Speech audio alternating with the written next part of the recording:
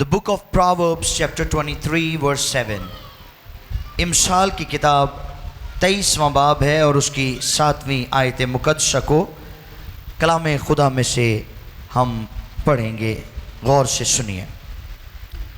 खुदा के कलाम मुकद्दस में यूं रकम है जी, क्योंकि जैसे उसके दिल के अंदेशे हैं, जैसे उसके दिल के अंदेशे हैं वो वैसा ही है। वो वैसा ही है। वो तुझसे कहता है जी, खा और पी, खा और पी, लेकिन उसका दिल तेरी तरफ नहीं। तेरी तरफ नहीं। कलाम खुदा के पढ़े और सुने जाने पर खुदा की बरकत हो।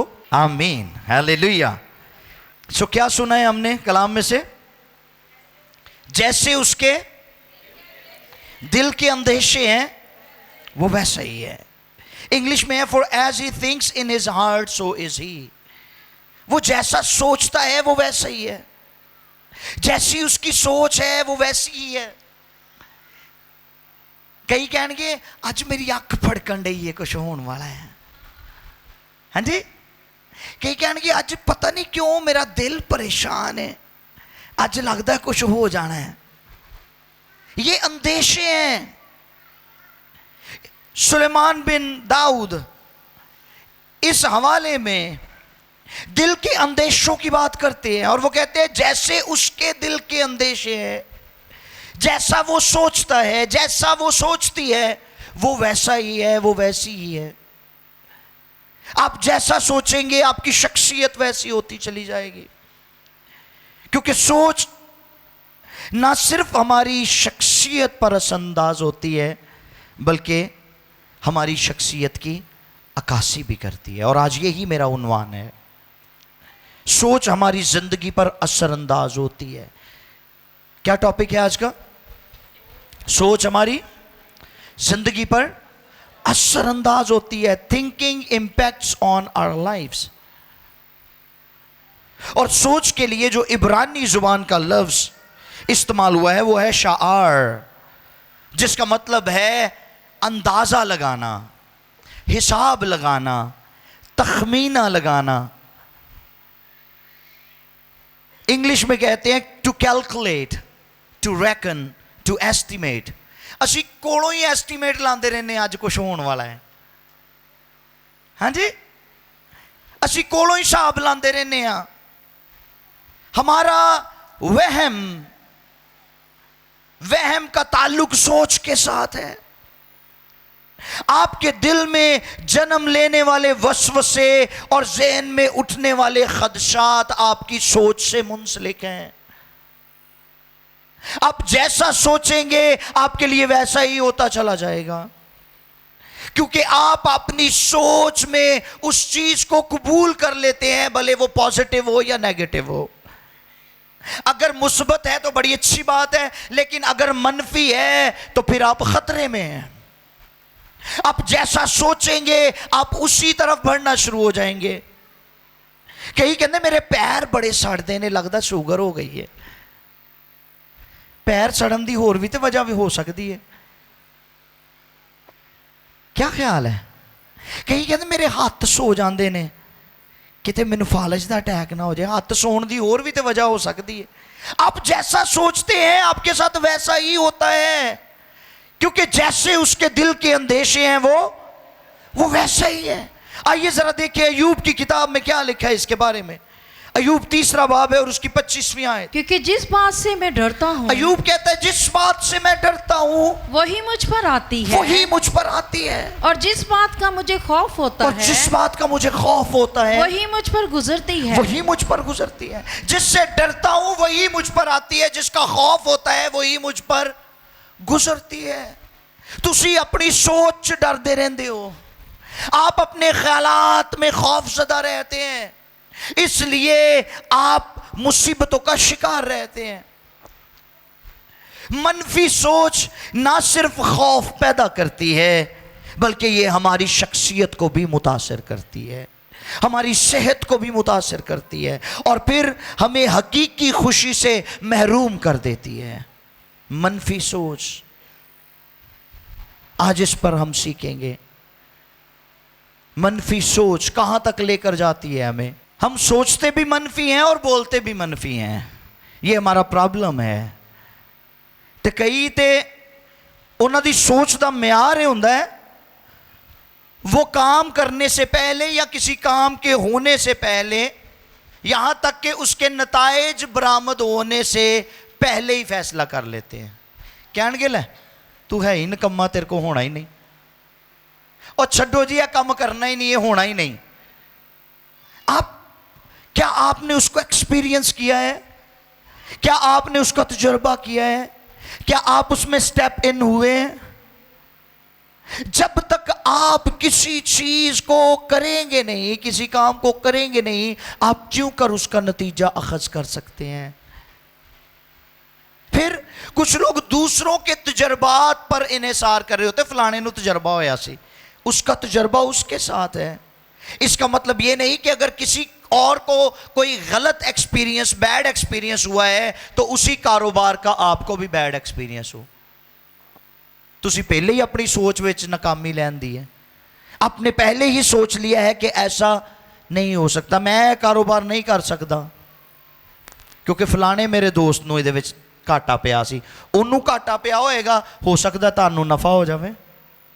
आप सोच को पॉजिटिव बनाए। ठीक, तुसी पहले ही नेगेटिव सोच के बह जाते हो, और पहले ही नेगेटिव सोच रखेंगे तो आप कभी भी तरक्की नहीं कर पाएंगे। हमारी मनफी सोच हमें कभी भी खुदा के मेयार पर उतरने नहीं देती। कभी भी हम खुदा के मेयार पर पूरा नहीं उतर सकते मनफी सोच के साथ। मनफी सोच तो हमें खुदा के बारे में भी बदगुमान कर देती है। मैंने इस पे कलाम सुनाया था पिछले दिनों में, अगर आपको याद हो, कि हम खुदा के बारे में भी बदगुमान हो जाते हैं, प्रेजुडिस हो जाते हैं। जो ही हालात गंभीर होते हैं हमारी निगाहें खुदा से हट जाती हैं, हम खुदा के बारे में मनफी सोचना शुरू कर देते हैं। इसलिए हमें मनफी नहीं सोचना बल्कि मुस्बत तौर पर चीज़ों को देखना है, मुस्बत सोच रखनी है। खुदा की सोच मुस्बत और बुलंद है। आमीन। खुदा की सोच कैसी है? बोलें, कैसी सोच है खुदा की? आप किसके लोग हैं? किसके लोग हैं? दावा तुसी करदे हो असी खुदा दे लोग आ, ते सोचदे मनफी हो। दावा आप करते हैं हम खुदा के लोग हैं, लेकिन सोच पीछे लेकर जा रही है। दावा करते हैं हम खुदा के लोग हैं, लेकिन सोच में नाकामी और शिकस्त मौजूद है। क्यों? क्योंकि हम खुदा की तरह सोचते ही नहीं।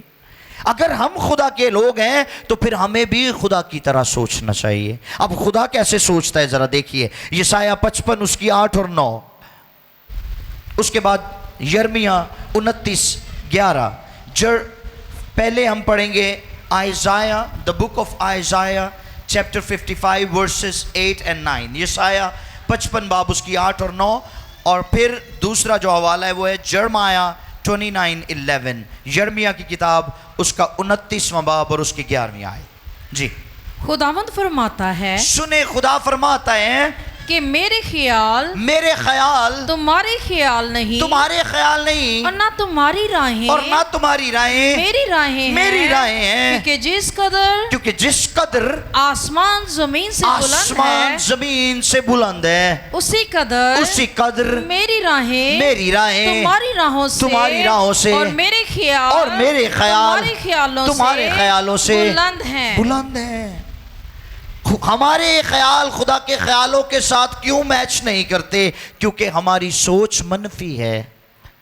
हम काम बाद में करते हैं, नतीजा पहले काटने, हम फैसला पहले करते हैं। ठीक, कई कहेंगे इन्हें नहीं ठीक होना, इन बाबिया को ले जाओ, गैर माबूदों के पास चले जाएं, ये नहीं ठीक हो सकती, ये नहीं ठीक हो सकता, इन्हों डॉक्टर को ले जाओ। यीशु डॉक्टर नूं तो वेखो की करदा है, वो सब कुछ करने पर कुदरत रखता है। आमीन। हमें पॉजिटिव रहना है। खुदा कहता है तुम्हारे ख्याल कभी मेरे ख्याल के साथ मैच इसलिए नहीं कर सकते क्योंकि तुम मनफी सोचते हो, नेगेटिव सोच रखते हो, और नेगेटिव सोच कभी भी पॉजिटिव के साथ मैच इनकी केमिस्ट्री नहीं मिलती। केमिस्ट्री मिलाने के लिए हमें भी पॉजिटिव होना पड़ेगा, हमें भी मुस्बत सोच रखनी पड़ेगी। जर्माया 29:11 भी पढ़िए, यिर्मयाह 29वां बाब और उसकी 11वीं आयत। सुनिए खुदा क्या फरमाता है। क्योंकि मैं तुम्हारे हक में, क्योंकि मैं तुम्हारे हक में अपने ख्यालात को जानता हूँ, अपने ख्यालात को जानता हूँ। खुदावंद फरमाता है। अब देखिए खुदा कहता है मैं तुम्हारे बारे में अपने ख्यालात को जानता हूं कि मेरे ख्याल तुम्हारे बारे में कैसे हैं। जी, यानी सलामती के ख्यालात। खुदा कहता है मेरे तुम्हारे बारे में सलामती के ख्यालात हैं, बुराई के नहीं, बुराई के नहीं, ताकि मैं तुमको नेक अंजाम की उम्मीद बख्शूं, नेक अंजाम की उम्मीद बख्शूं। कहता है मेरे तुम्हारे लिए सलामती के ख्यालात हैं।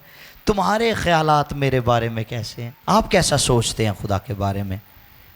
मैंने पहले बताया था हमारे अंदर खुदा की एक तस्वीर है जो बड़ी कलरफुल है, जिसमें बड़े खूबसूरत रंग मौजूद हैं, और उन रंगों को हम किस तरह से उनकी वजाहत करते हैं, किस तरह से डिफ़ाइन करते हैं? अपने लफ्ज़ों से। जब हम खुदा के हुजूर बैठते हैं या खुदा के नाम की तारीफ़ करते हैं, उसकी मिदहत करते हैं, तो हम कहते हैं खुदा भला है, खुदा जलाली है, खुदा उत्तम है, खुदा कुदूस है, खुदा वफ़ादार है, खुदा मुहीब है, खुदा फ़तहमंद है, खुदा अर्जुमंद है, खुदा कादिर मुतलिक है, खुदा सब कुछ करने पर कादिर है, वो सब कुछ करने वाला है। यही सब कुछ कहते हैं हम। लेकिन जो ही हमारे हालात खराब होना शुरू होते हैं, वो खुदा की तस्वीर जो हमारे अंदर कलरफुल होती है, उसके कलर्स फेड होना शुरू हो जाते हैं, उधर रंग उठना शुरू हो जाते हैं उस तस्वीर दे।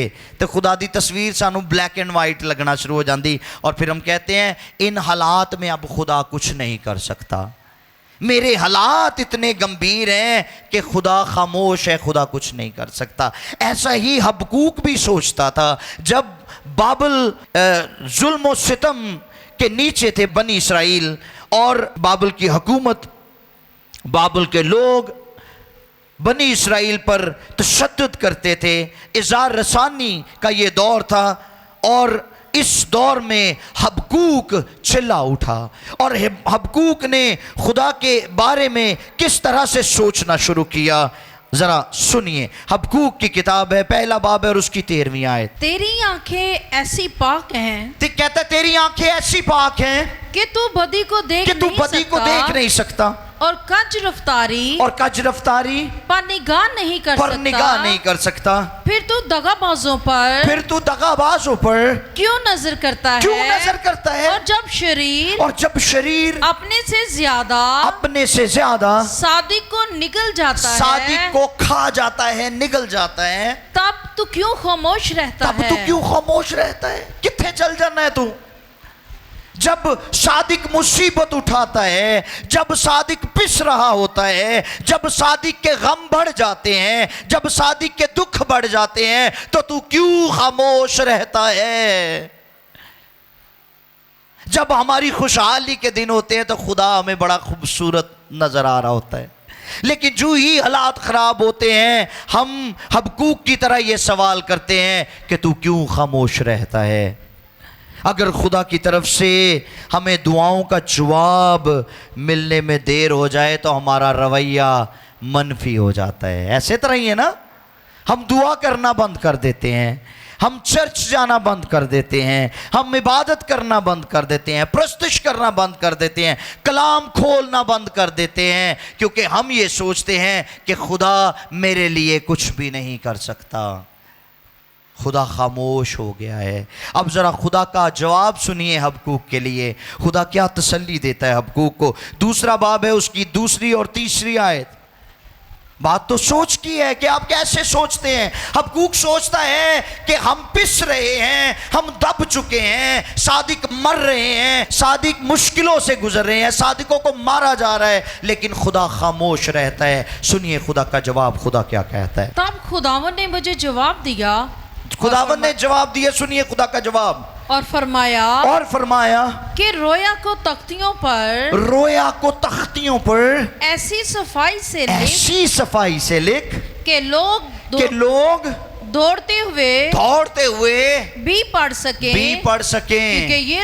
क्योंकि ये रोया एक मुकर्ररा वक्त के लिए है। ये जल्द वकू में आएगी। खुदा कहता है ये जल्द वकू में आएगी और खता ना करेगी अगरचे इसमें देर हो तो भी इसका मुंतजिर रह क्योंकि ये यकीनन वकू में आएगी। ये खुदा का जवाब था हबक्कूक के लिए। खुदा कहता है इसमें देर तो हो सकती है लेकिन तुझे इंतजार करना होगा।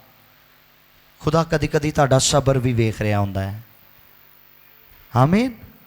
वो देख रहा होता है कि आप कितने पेशेंट हैं इस बात के लिए, कितना पैशन है आपके अंदर उस चीज को हासिल करने के लिए, अपने टारगेट को हासिल करने के लिए। असी काले पै जाने हैं तो जो काले पै जाने हैं बेसब्री हमारे अंदर होती है, बेचैनी होती है, एंजाइटी होती है, तो फिर हम मनफी सोचना शुरू कर देते हैं। यहां तक कि खुदा के बारे में भी खुदा कहता है पॉजिटिव रह और अपनी रोया को तख्तियों पर लिख दे और इतनी सफाई से लिख कि भागते भागते लोग भी उसको पढ़ सकें। आ रही है मेरी बात की समझ? एक कलाम इन्ना वाज़े होना चाहिए ताड़े वास्ते कि तानू मुसीबत में भी आपको इसकी पूरी समझ आ रही हो और इस पर पूरा भरोसा हो। इधर पूरा भरोसा करना शुरू कर दो। ये नेगेटिव सोच को पॉजिटिव में बदलने की कुदरत रखता है। आपको इंतजार करना है। पौलुस की सोच पर भी जरा गौर करेंगे। पौलुस किस तरह से सोचते हैं। दूसरा कुरिन्थियों है 10वां बाब और उसकी 5वीं आयत। और पौलुस का बयान सुनिए सोच के बारे में।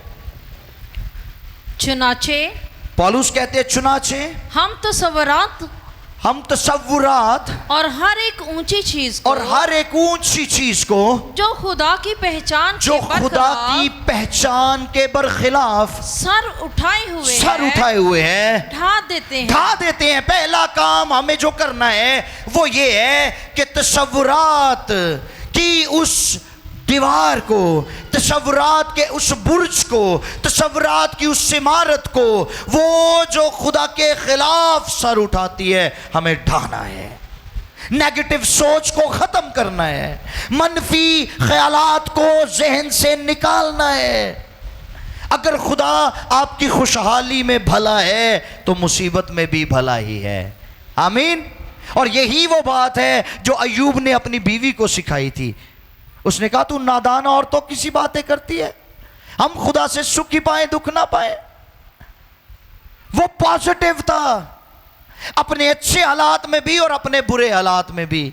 हम अच्छे में तो मुतमईन होते हैं लेकिन बुरे में मनफी हो जाते हैं। हमें ऐसा रवैया नहीं रखना। फिर आगे क्या कहते हैं पौलुस? चुनाचे हम तसव्वुरात और हर एक ऊंची चीज को जो खुदा की पहचान के बरखिलाफ सर उठाए हुए हैं ढा देते हैं। और हर एक ख्याल को अब सुनिए ये बड़ी खास बात है, हर एक ख्याल को कैद करके मसीह का फरमाबरदार, हालेलुया, मसीह का फरमाबरदार बना देते हैं। पहले आप फरमाबरदार हो, फिर अपनी सोचा भी मसीह का फरमाबरदार कर दो। आमीन। तो सब कुछ मुमकिन हो जाएगा, कुछ भी नामुमकिन नहीं रहेगा। आप जैसा सोचेंगे वैसा होना शुरू हो जाएगा। लेकिन सोचे हो पॉजिटिव, सोचे हो मुस्बत, अच्छी सोच रखे, मुस्बत सोच रखे। और जब मुस्बत सोचेंगे, मुस्बत रवैया रखेंगे, तसव्वुरात और हर एक उस ऊंची चीज को जो खुदा की पहचान के बरखिलाफ सर उठाती है, जब हम ढा देंगे तो फिर खुदा हमारी सोच से ज्यादा काम करना शुरू करेगा। आमीन। जरा पढ़िए इफिसियों 3:20। पौलुस का रवैया मुस्बत था।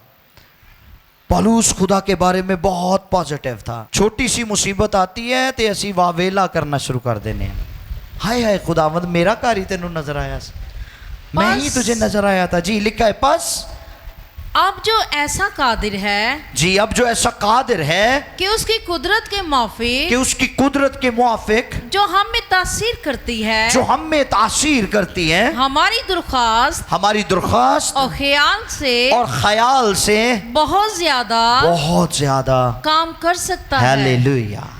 हमारी दरख्वास्त और हमारे ख्याल से बहुत ज्यादा काम कर सकता है। रहना पॉजिटिव है, अपने ख्याल को कैद करके मसीह का फरमाबरदार बना दें तो आपकी सोच से बढ़कर काम करेगा। आमीन। बरकतां ही बरकतां आ जाएंगियां, सांभियां नहीं जानियां, फिर रखने की जगह नहीं रहेगी आपके पास, इसलिए पॉजिटिव हो जाएं। ऑस्ट्रेलिया के एक पासबान थे और उस पासबान का नाम था रे वैलिस। क्या? रे वैलिस। वो अपनी किताब में एक वाकया लिखते हैं।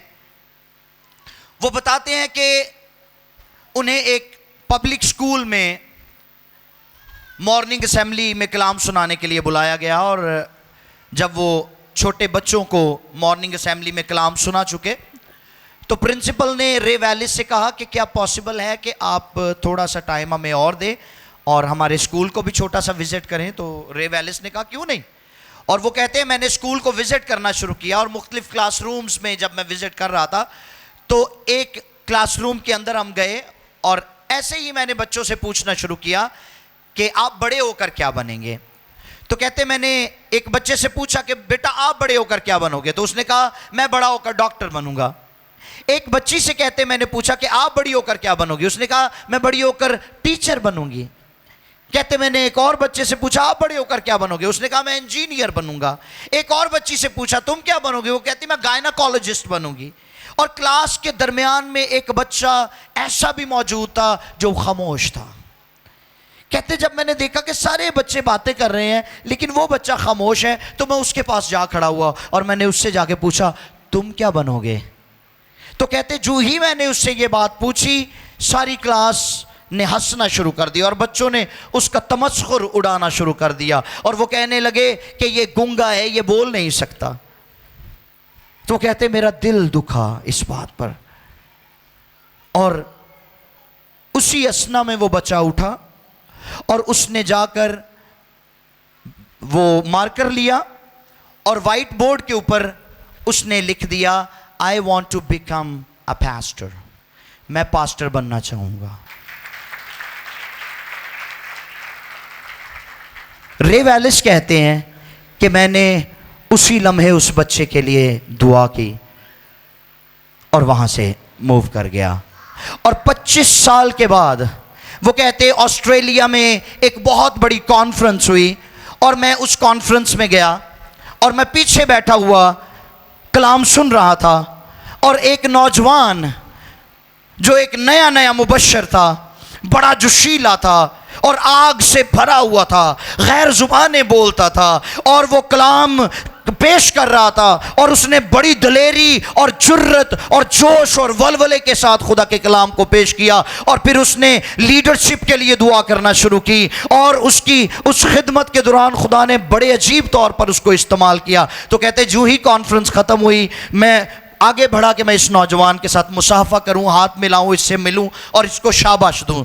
तो कहते मैं आगे बढ़ा और मैंने उस नौजवान से कहा कि आपने बहुत अच्छा मैसेज दिया है और मैं आपको अप्रिशिएट करना चाहता हूं, आपको सराहना चाहता हूं कि आपने कमाल कर दिया और खुदा ने बड़ी कुदरत के साथ आपको इस्तेमाल किया है और बड़ी बरकत दी हुई है। तो कहता है जी मैं आपका शुक्रगुजार हूँ, आपका नाम क्या है। कहते मैंने कहा कि मेरा नाम रे वैलिस है। तो कहता है 1 मिनट रुकिए, आप रे वैलिस हैं? कहता मैं रे वैलिस हूं।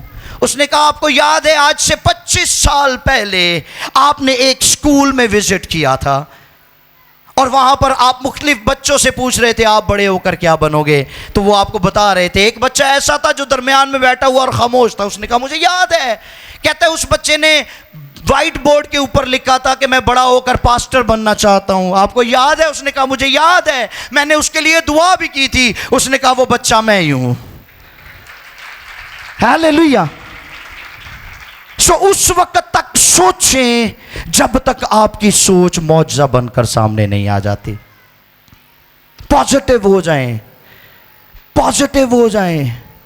जो बोल सकते थे वो डॉक्टर्स बनना चाहते थे, जो बोल सकते थे वो इंजीनियर बनना चाहते थे, टीचर्स बनना चाहते थे। जो बोल नहीं सकता था वो पास्टर बनना चाहता था। और उसकी सोच, पॉजिटिव सोच ने जुबान दिला दी और वो बोलने लगा और ज़बरदस्त खादिम ठहरा।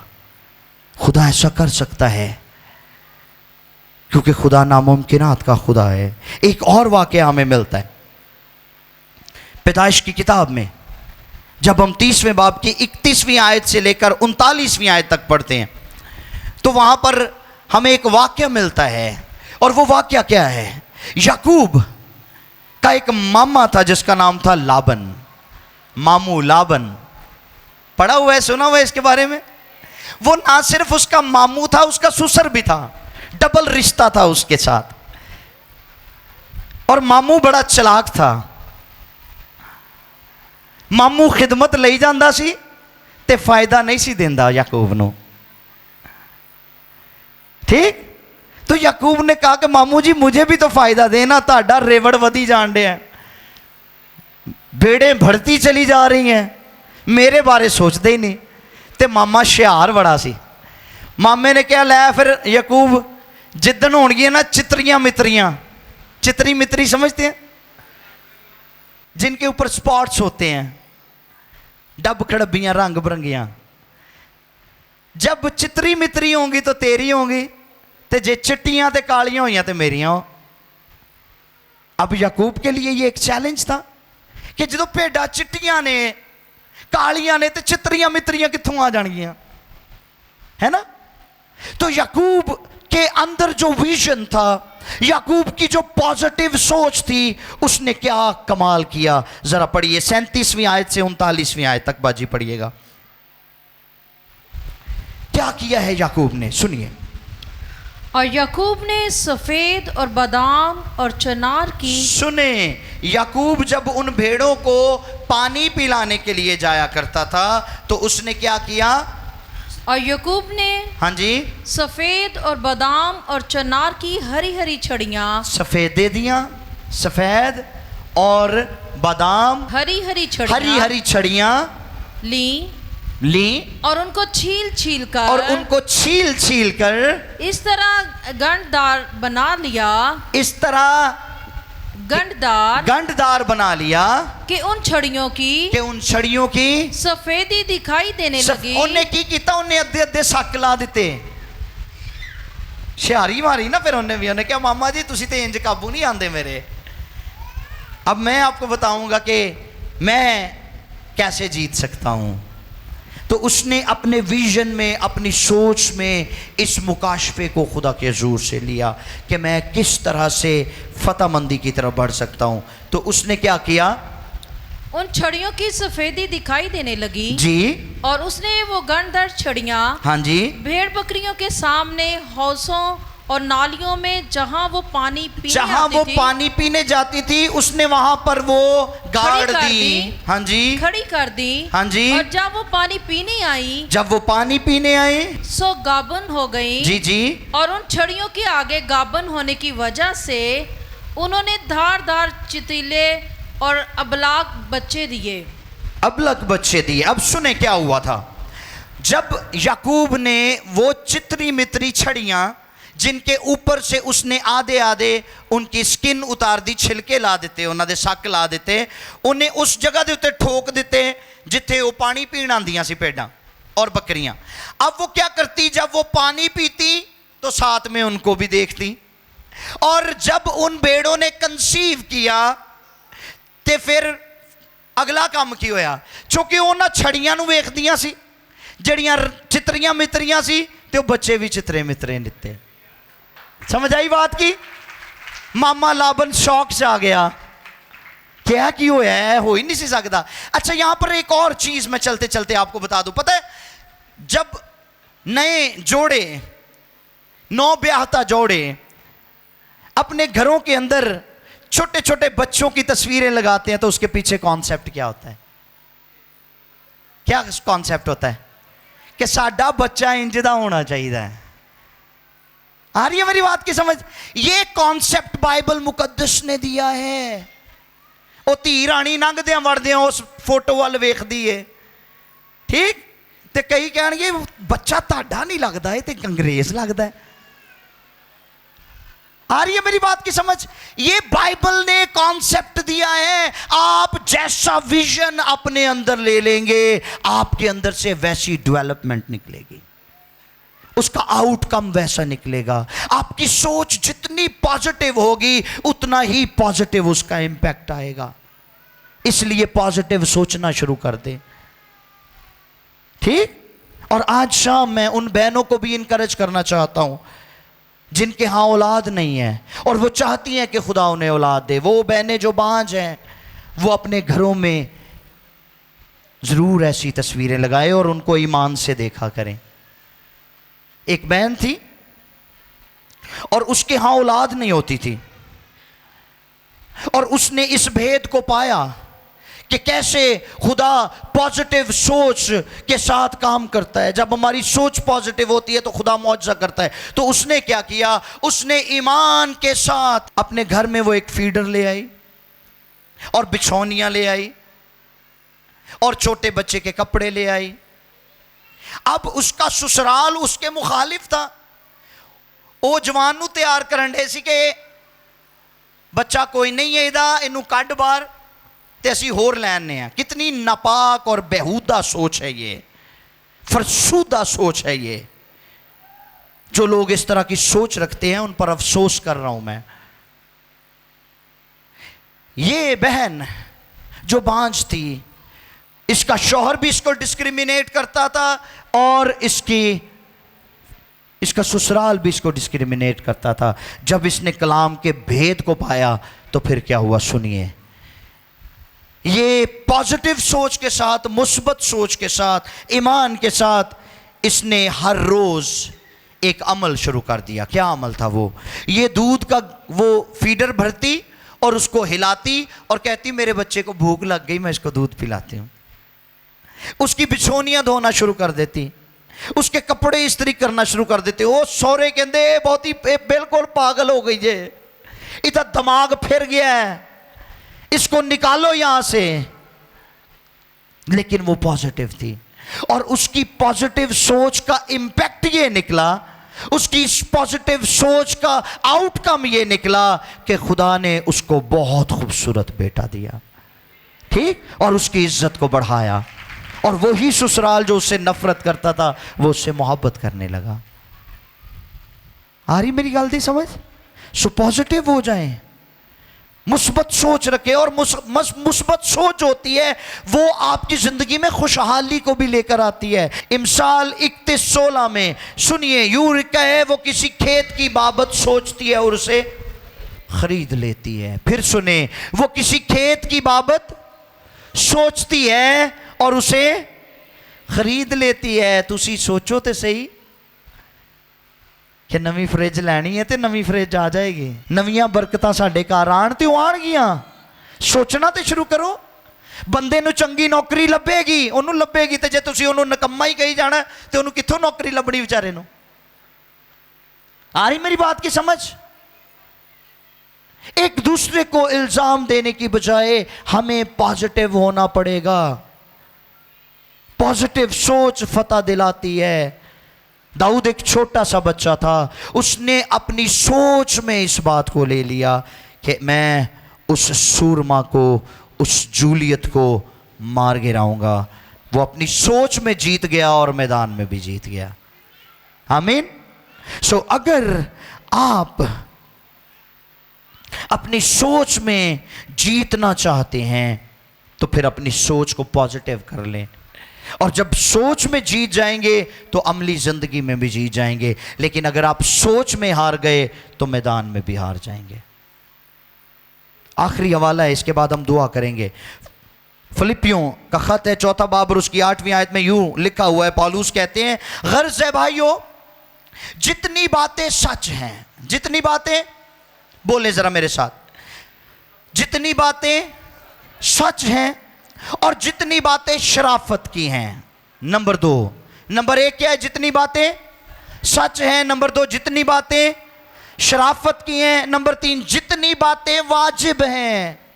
जितनी बातें। नंबर 4, जितनी बातें पाक हैं। जितनी बातें सच हैं, जितनी बातें शराफत की हैं, जितनी बातें वाजिब हैं, जितनी बातें पाक हैं, और फिर जितनी बातें पसंदीदा हैं। 5, नंबर 6, जितनी बातें दिलकश हैं। नंबर 7, गर्ज जो नेकी, और नंबर 8, और तारीफ की बातें हैं, उन पर गौर किया करो।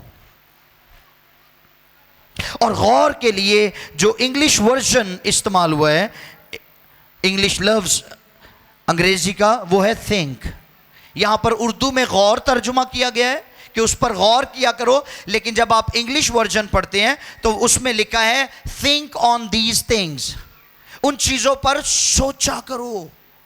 कौन सी चीजें? 8 चीजों का जिक्र किया है पौलुस ने, 8 बातों का जिक्र किया है। नंबर 1, वो बातें जो, बोले बुलंद आवाज से, वो बातें जो सच हैं, वो बातें जो शराफत की हैं, वो बातें जो वाजिब है, वो बातें जो पाक हैं, वो बातें जो पसंदीदा हैं, वो बातें जो दिलकश हैं, वो बातें जो नेकी की बातें हैं, वो बातें जो तारीफ की बातें हैं, उन पर सोचते रहा करो।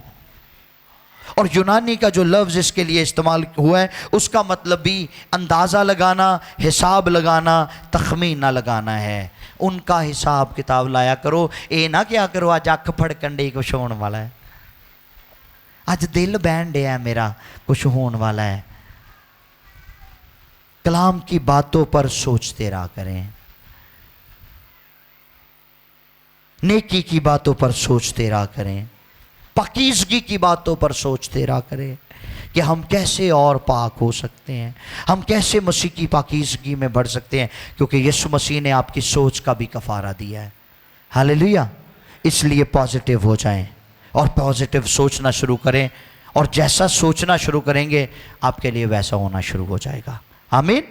जैसे उसके दिल के अंदेशे हैं वो वैसे, ये दिल च अंदेशे नहीं ले आने। हमें अपने दिल में सच्ची बातों को, शराफत की बातों को, वाजिब बातों को, पाक बातों को, पसंदीदा बातों को, दिलकश बातों को, नेकी और तारीफ की बातों को लेकर आना है, तो फिर खुदा हमें बरकतों पर बरकतें देगा। आइए सर को झुकाएं, आंखों को बंद करेंगे।